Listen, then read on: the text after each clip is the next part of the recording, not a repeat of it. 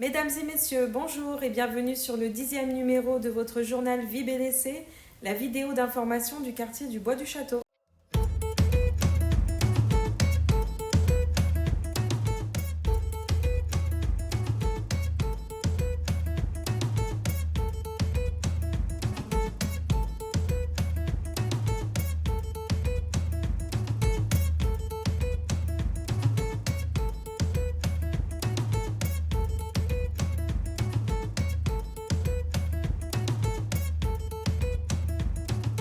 Nous allons écouter quelques membres de l'association LSR Mémoire ouvrière et notamment l'interview de Hans-Jürgen Becker. Alors bonjour et merci d'avoir répondu présent à l'invitation. Merci. Du coup, je vais poser la même question à chaque interview. Est-ce que vous pouvez vous présenter succinctement ? Oui, alors je vais commencer. Bonjour, je suis Claudine Cornier, présidente de l'association LSR, Loisirs Solidarité des Retraités du Morbihan, qui est une association fédérée au niveau national.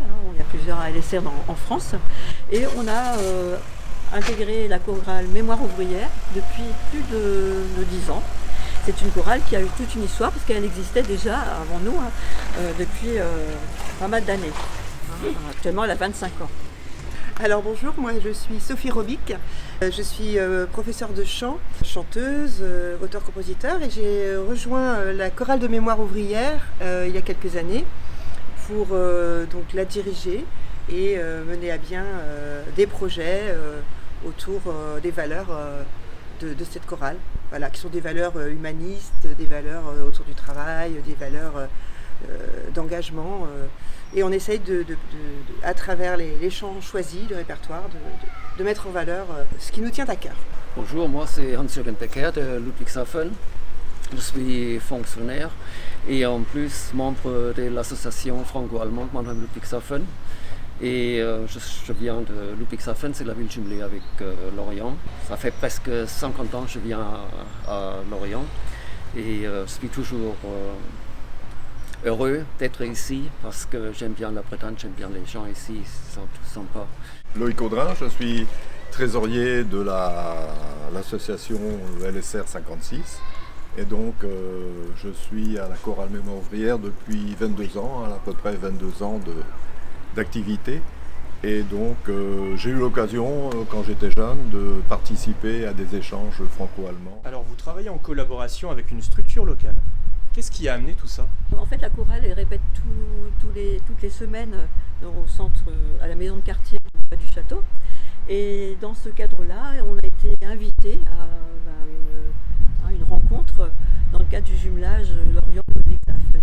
Et c'est là qu'on a rencontré ce Hans, qui est ici présent, et qui nous a parlé avec beaucoup d'enthousiasme de la chorale Rotenraven, avec lesquels on est en train de préparer cet échange. Alors du coup, quel est votre projet commun ? Le projet commun, c'est se retrouver l'année prochaine ici à Lorient dans le cadre du jumelage avec le choral de Sophie Robic et le choral de Uli Wagnon de Ludwigshafen pour chanter ensemble, pour se retrouver et pour discuter. Et ce sont des chants de Ludwigshafen qui rassemblent beaucoup au personnel du choral à Lorient, Lanester, parce que ce sont tous des syndicalistes et des membres de la partie SPD, des social-démocrates. Il y a des liens communs et en plus on a remarqué que les deux chorales chantent les mêmes mélodies. Il y a des chants universels, Oui.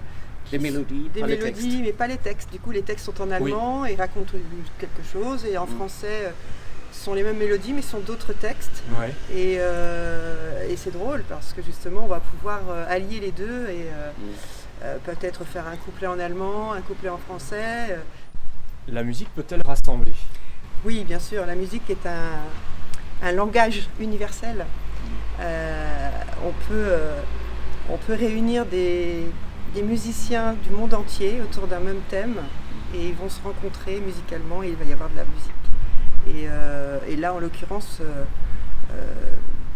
ça peut arriver pour tout style de musique, que ce soit du jazz, de la musique classique.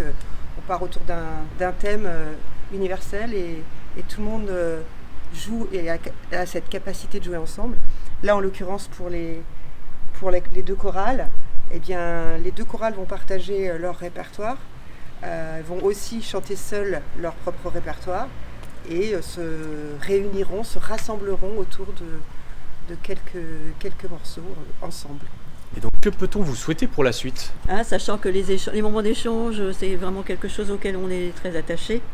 L'amitié, par-delà les frontières, c'est aussi quelque chose qui est très très fort chez nous et chez vous forcément. C'est pour ça qu'on a envie de travailler ensemble, donc que ça continue. On souhaite aussi que par-delà la musique, qui, comme l'a très bien dit Sophie, est un vecteur très très fort pour rassembler, pour faire du collectif, pour donner de la force. Par-delà ça, on a aussi envie d'engager des réflexions sur la manière dont on vit et on travaille ici en France et en Allemagne. On sait qu'il y a des choses qui sont communes, des choses qui sont différentes, et on a envie de pouvoir se connaître à travers cette chose-là qui est importante pour nous. Alors d'après vous, quelles connaissances vont amener cette collaboration? Moi, a priori, comme ça, au-delà de la connaissance musicale, qu'est-ce que chantent les uns et les autres, je pense que les échanges humains vont faire qu'on va aussi pouvoir parler du côté social, du côté travailleur, des différences entre l'Allemagne, la France, comment le secteur ouvrier fonctionne. Voilà, je pense que ce genre de choses peut être aussi intéressante pour la découverte réciproque, non ? Oui, parce qu'il y a des grandes différences entre la France et l'Allemagne. Au niveau législatif aussi, peut-être. Juste simplement s'informer aussi, se cultiver sur la façon de vivre ailleurs. On a une association d'éducation populaire, donc c'est un grand moment d'éducation populaire, ça, justement cette rencontre qui va nous permettre d'apprendre de l'autre, de comprendre, mieux comprendre le monde, de comprendre comment il fonctionne, puis apprendre des autres. Ça, c'est quelque chose dont on est très très fiers. Quels sont les liens que vous avez tissés avec la maison de quartier Bois du Château? Déjà, la première chose, c'est que nous répétons dans les locaux de Bois du Château. Donc Bois du Château nous accueille tous les mardis matins. Donc c'est de 10h à 11h30. D'ailleurs, on accueille les éventuels futurs chanteurs aussi, qui veulent venir du quartier. Il y a d'autres liens, je pense aussi, qui se sont effectués au fil de ces années. Voilà, c'est ça. On est donc une association d'éducation populaire et la maison de quartier est un espace d'éducation populaire extraordinaire qu'on apprécie beaucoup. On y tient notre café littéraire depuis quelques temps et on souhaite ouvrir ce café littéraire sur les habitants du quartier qui le souhaiteraient. Donc les liens ils sont très forts et ces valeurs qu'on porte, on les retrouve vraiment aussi incarnées à travers la maison de quartier, toutes les personnes qui y travaillent, toutes les personnes qui la fréquentent. Merci Hans et merci aux autres membres de l'association LSR Mémoire Ouvrière 56. Apprenons-en un peu plus sur les écoles présentes sur le quartier avec l'intervention cette fois-ci de Madame Gestin Catherine, directrice de l'école élémentaire du quartier. Bonjour Madame Gestin et merci d'avoir répondu présent à l'invitation. Question simple, est-ce que vous pouvez vous présenter succinctement ? Oui, alors bonjour, je suis directrice de l'école du Bois du Château depuis janvier 2015. Cette école comporte actuellement 12 classes, du CP au CM2. Elle est située en éducation prioritaire, ce qui nous permet de bénéficier des dispositifs de classe dédoublées en CP et CE1. Donc dans ces classes, dans ces niveaux de classe, il y a au maximum 12 élèves, ce qui nous offre des très très bonnes conditions de travail.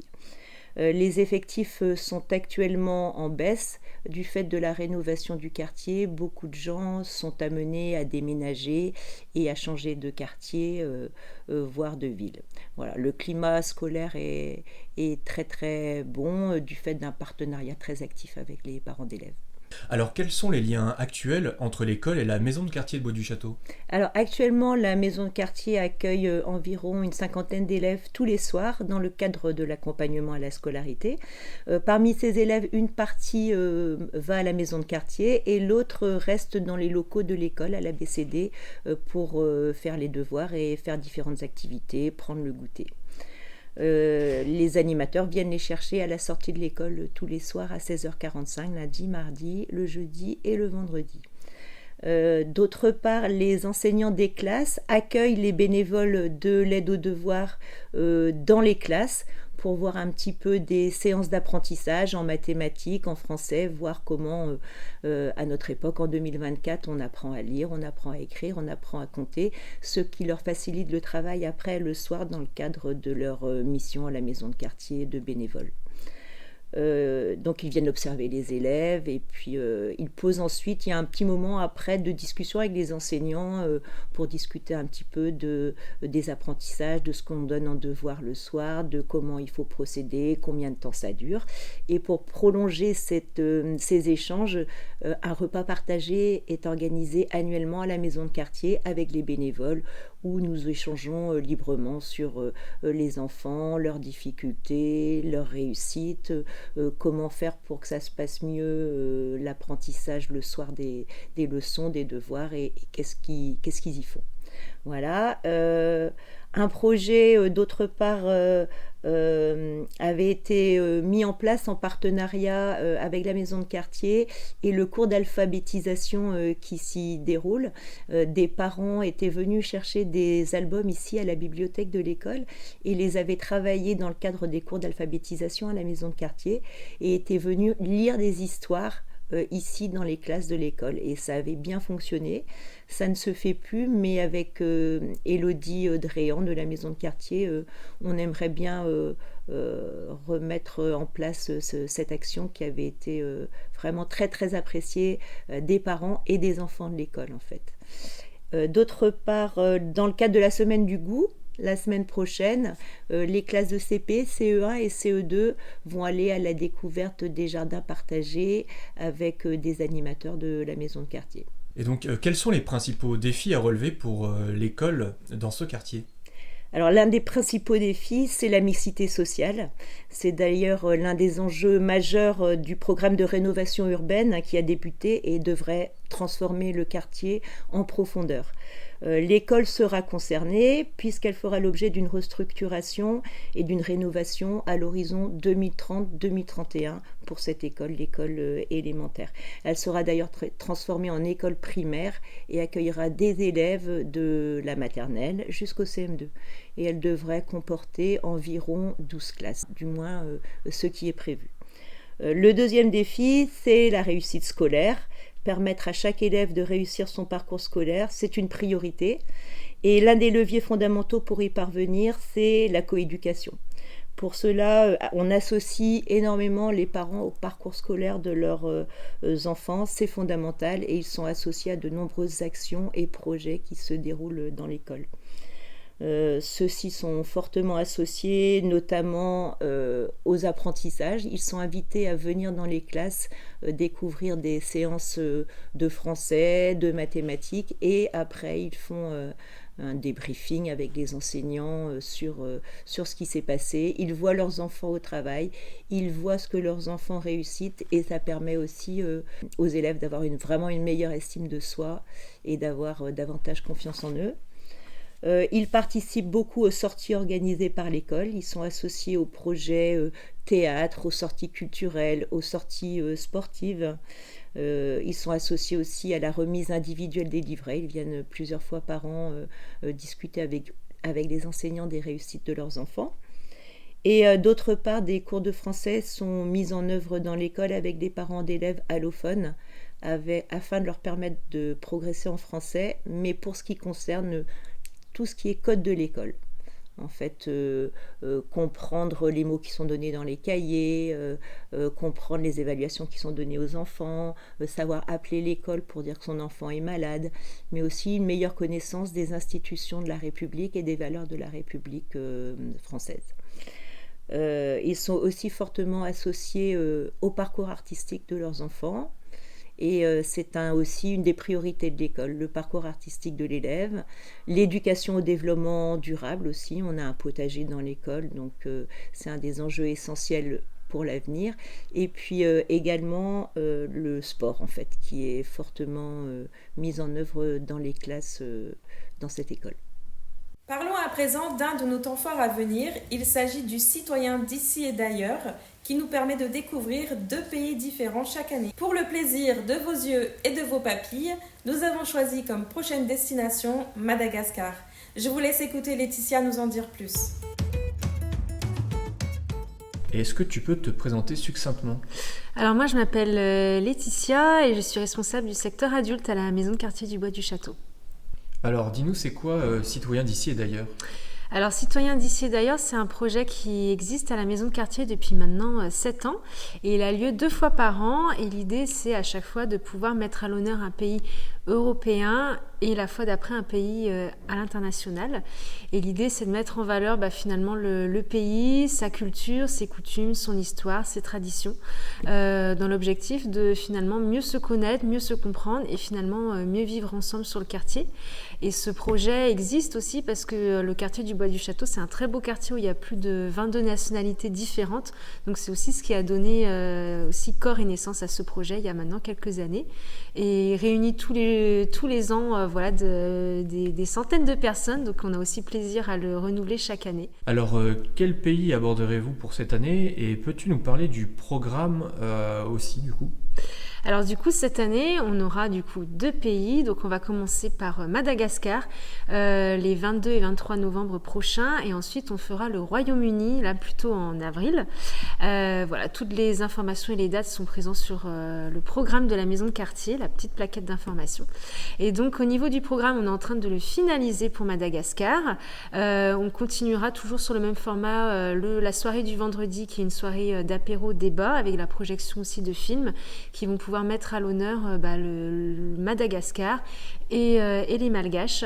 Donc on aura aussi des témoignages, des gens aussi qui sont originaires de là-bas qui viendront aussi nous parler de leur pays, mais aussi des gens qui ont eu l'occasion de partir sur des missions parfois humanitaires ou autres, associatives, qui pourront aussi nous témoigner un petit peu de leur expérience. On reviendra aussi sur l'histoire de Madagascar, et aussi sa construction finalement historique de la avant-colonisation, colonisation, post-décolonisation. Et puis on ira aussi découvrir finalement toutes les richesses et merveilles dont dispose ce peuple et qui mérite aussi qu'on puisse s'en enrichir aussi ici du côté de l'Orient. Voilà.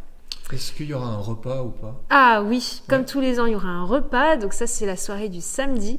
Donc on poursuivra avec le vernissage d'une exposition de photos le samedi, suivi après du repas. Puis il y aura également très certainement des chants, des danses. Donc en tout cas, on vous attend. Venez nombreux. Et puis on est toujours en quête de personnes aussi qui auraient des choses à nous partager sur ce pays-là. N'hésitez pas non plus à revenir vers nous. Ce sera avec plaisir de pouvoir vous faire aussi une place dans toute cette organisation. Merci Laetitia pour ces explications. Sans transition, Elodie va nous parler d'une action à venir dans le cadre des quartiers d'automne. Nous t'écoutons. Est-ce que tu peux te présenter succinctement ? Oui, alors je suis Elodie Géraudel, donc je m'occupe du secteur famille pour la maison de quartier du Bois du Château et également de la partie cours d'alphabétisation à la maison de quartier. Alors, quelle a été la genèse de cette journée à Nantes et est-ce que tu pourras après nous parler du déroulé ?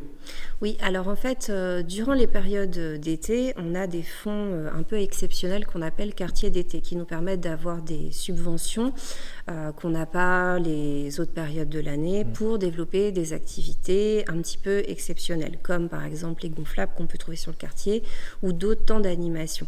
Et là, en fait, on a eu le dispositif qui a été reproposé sur la période des vacances d'automne.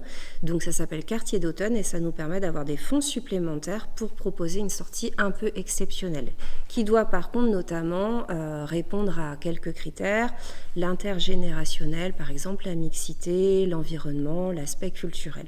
Et donc de ces fonds un petit peu extraordinaires, on a eu l'idée de proposer 2 sorties, et dont notamment une sortie à Nantes qui aura lieu le jeudi 24 octobre. Donc l'idée de cette journée, c'est 9h, 18h30, donc c'est ouvert aux adultes seuls, aux familles et aux ados, donc du quartier. Et l'idée, c'est d'aller découvrir donc les jardins de Nantes et notamment les machines de Lille avec la visite des carrousels et des galeries. Et donc, vous pouvez venir vous inscrire dès que vous le souhaitez à la maison de quartier pour cette sortie donc, qui aura lieu le jeudi 24 octobre. Merci Elodie. Dans le cadre des quartiers d'automne, nous avons également une sortie à venir à Audierne pour un aquashow qui s'annonce spectaculaire. Ce sera le 22 octobre et si vous avez besoin d'informations, je vous laisse vous rapprocher de la maison de quartier du Bois du Château. Le concours photo Lorient Estival a pris fin le 21 septembre dernier. Et donc nous vous invitons à la soirée de remise des prix le 8 novembre prochain à 18h30. Venez nombreuses et nombreux. Et tout de suite, à vos agendas. Vous pouvez retrouver dès maintenant les programmes des vacances d'automne sur nos réseaux sociaux.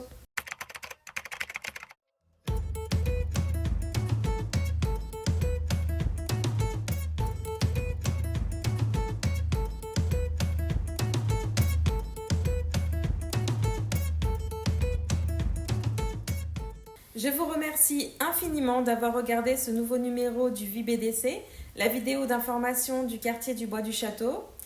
N'hésitez pas à vous abonner et à liker comme d'habitude et je vous dis à la prochaine.